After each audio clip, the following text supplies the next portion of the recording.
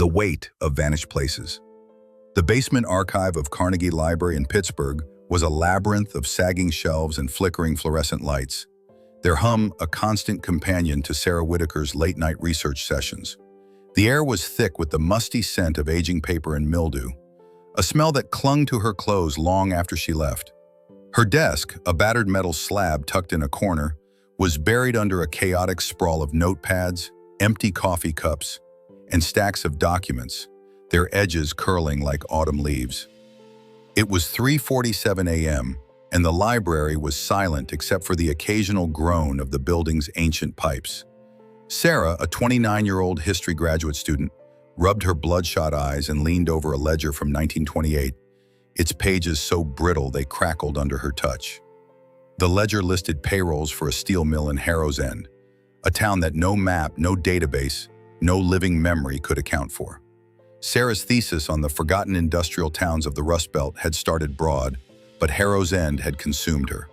Her advisor, Dr. Helen Carver, had called it a dead end, warning that chasing a town with so little evidence was academic suicide. But Sarah couldn't let it go. The fragments she'd found were tantalizing. A 1923 Pittsburgh Post-Gazette article about a mill opening in Harrow's End, describing a bustling town square with a clock tower, a 1935 map marking the town near a bend in the Allegheny River, a 1940 census listing 3,472 residents, their names and occupations meticulously recorded. Then, nothing.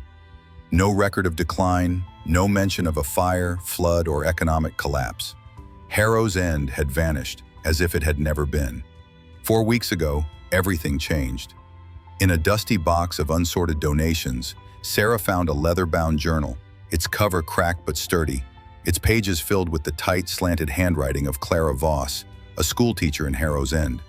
The entries, dated from 1947 to 1948, painted a picture of a town unraveling.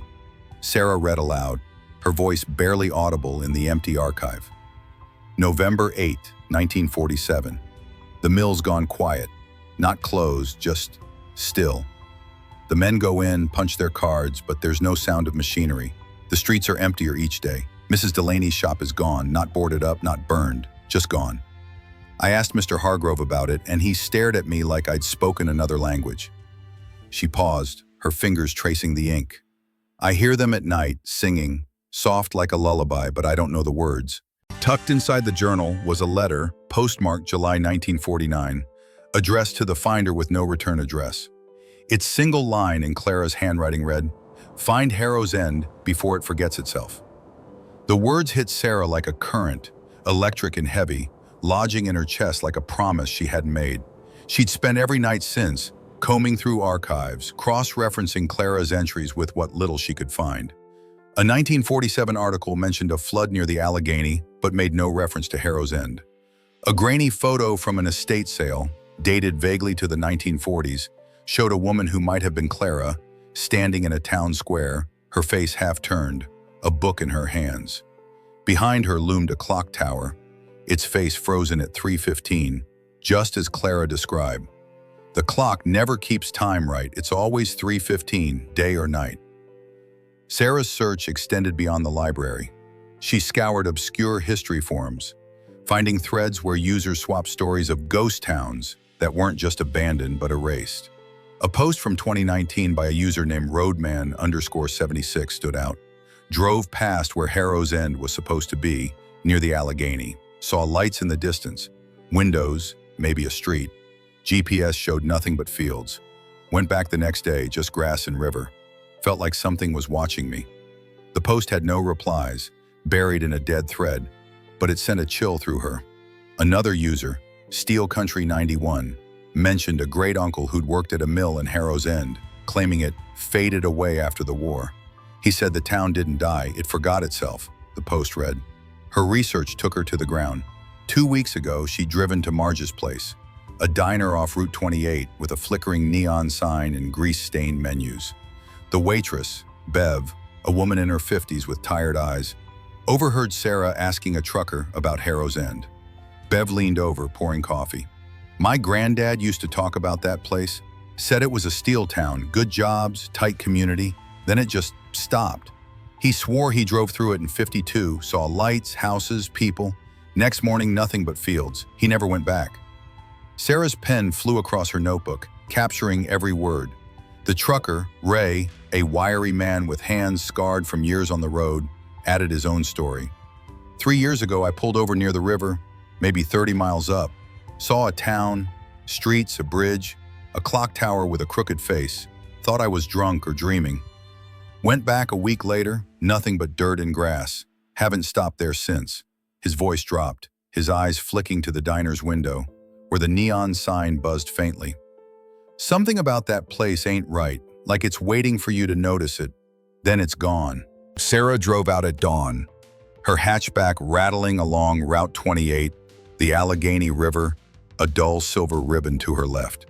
In her bag were Clara's journal, the 1949 letter, and the 1935 map, its ink faded but legible. Her phone's GPS showed nothing but unnamed roads and fields, no trace of a town. The sky was heavy with clouds, the air thick with the promise of rain. She'd made this trip 4 times in the past 10 days, each time finding only grass, trees, and the river's sluggish flow. But today something felt different. The air was dense, pressing against her skin like a held breath. She stopped at a crumbling gas station, its pumps rusted, its sign barely readable. Inside, a man in a flannel jacket leaned against the counter, his name tag reading Earl. Sarah unfolded her map and asked about Harrow's End. Earl frowned, scratching his stubble. Heard stories. Old-timers say it was out by the river, steel town, good money.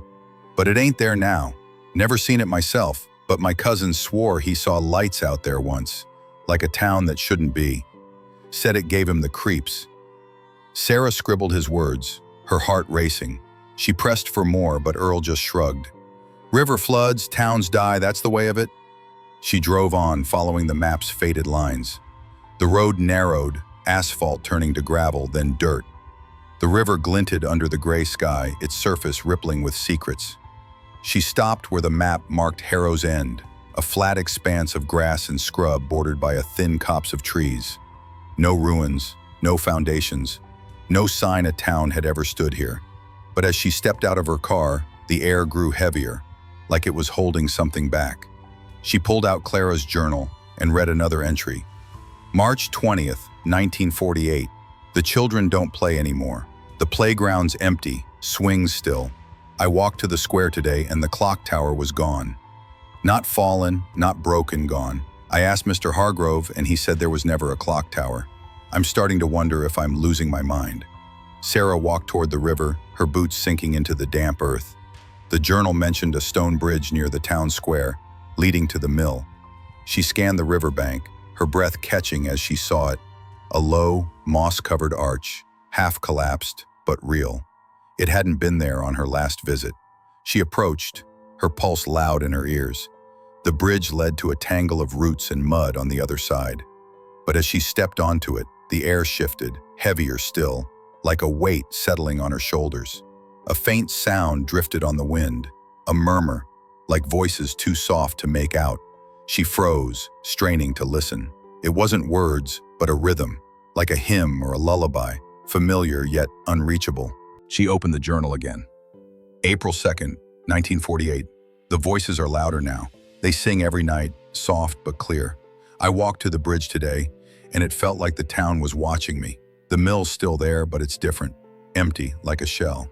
I don't know what's happening, but I think the town wants to be remembered. Sarah looked up, and for a moment the air shimmered, like heat rising off pavement. Beyond the bridge she saw outlines, faint, flickering shapes of buildings, a cobblestone street, a clock tower with a face stuck at 3:15. She blinked and they were gone, replaced by grass and sky. Her heart pounded. She pulled out her phone and snapped a photo, but the screen showed only the riverbank, no bridge, no shapes. The murmur grew louder, now almost words. A woman's voice, tired and soft, said, "Tell it, tell what we were." Sarah's hands shook as she opened her notebook, writing what she saw, what she heard. The bridge, the voices, the flicker of a town that wasn't there. She wrote about Clara, the mill, the clock tower that no one else remembered. The words poured out as if the act of writing could hold something together, keep it from slipping away. She didn't know if Harrow's End was a place, a memory, or a trick of her exhausted mind, but it felt alive, fragile, like a dream she could break by doubting it. Back in the archive, Sarah's desk was a monument to her obsession. New notes covered every surface. Sketches of the bridge, transcripts of Bev's and Ray's stories, a photocopy of the 1949 letter. She'd found more fragments. A 1946 tax record listing a general store in Harrow's End. A faded postcard with no date showing a street lined with brick buildings and the clock tower at 3:15. The postcard's message in Clara's handwriting read, "We're still here, but not for long." She'd spent hours online, digging through digitized newspapers and forums. A 2003 blog post mentioned a hiker who'd seen lights near the Allegheny where Harrow's End was supposed to be.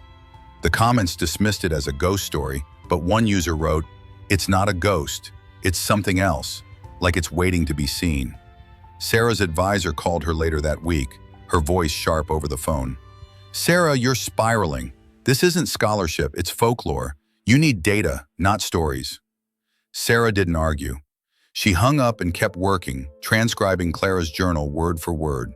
The final entry, dated April 15th, 1948, was incomplete. The voices are everywhere now. They sing every night, louder, clearer. "I walked to the bridge today, and the town felt alive, but fading, like a photograph left in the sun. If you're reading this, you've heard it too. Don't let us go." Sarah returned to the river 3 days later, this time with a digital recorder and a flashlight. The bridge was there again, mossy and real, but the air was heavier. The murmur now, a chorus of voices, soft and overlapping.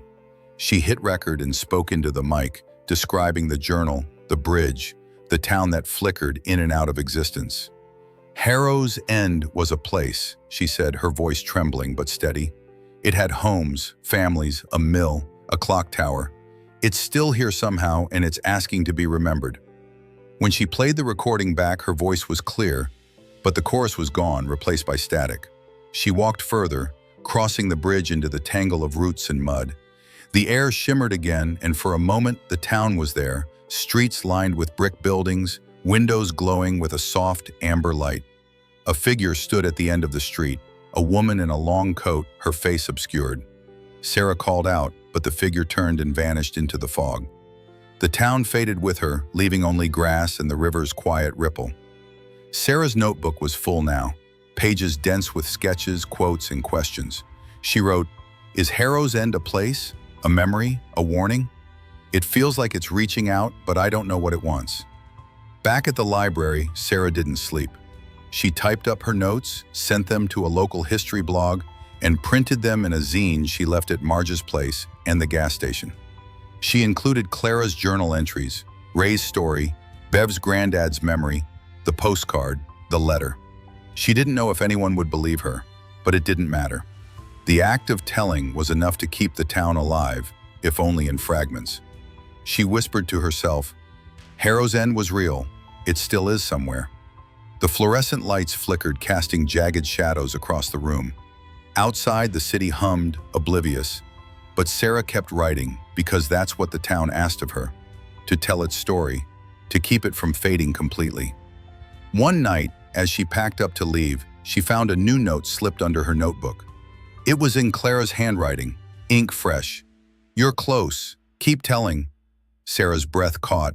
She looked around the empty archive, the lights buzzing overhead. The note was impossible, but so was the bridge, the voices, the town. She tucked it into the journal and drove back to the river at dawn, the note burning in her pocket. The bridge was there, stronger now, its stones gleaming under a thin layer of dew. The voices were louder, singing a song she almost knew. She stepped onto the bridge, her flashlight cutting through the fog, and whispered, "I'm here. I'm telling your story." The town shimmered into view, clearer than ever, its streets alive with shadows that might have been people. Sarah kept walking, her notebook open, her pen moving, because Harrow's End was still there, waiting to be remembered.